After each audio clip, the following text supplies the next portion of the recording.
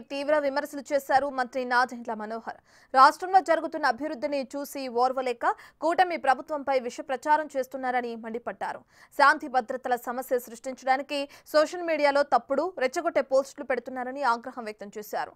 గతంలో రాయలసీమలో ఉన్న పరిస్థితిని రాష్ట్రం మొత్తానికి తీసుకొచ్చారని ఆరోపించారు. ఇక ఓట్ల కోసం దిగజారుడు రాజకీయం చేస్తున్నారని, వైసీపీ కుట్రలను తిప్పికొట్టాలని జన సైనికులకు పిలుపునిచ్చారు మంత్రి.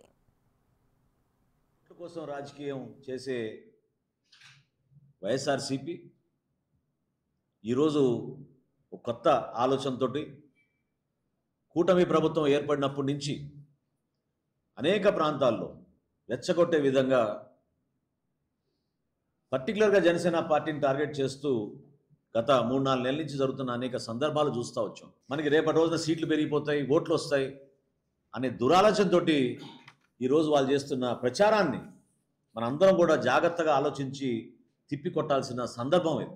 గౌరవ ముఖ్యమంత్రి గారు చంద్రబాబు నాయుడు గారు, అదేవిధంగా గౌరవ ఉప ముఖ్యమంత్రి గారు పవన్ కళ్యాణ్ గారు మొదటి రోజు నుంచి చెప్తున్నారు, లా అండ్ ఆర్డర్ సమస్య సృష్టించడానికి కోసం వైఎస్ఆర్సీపీ పార్టీ ప్రతి ప్రాంతంలో ఏదో విధంగా రెచ్చగొడుతున్నారు,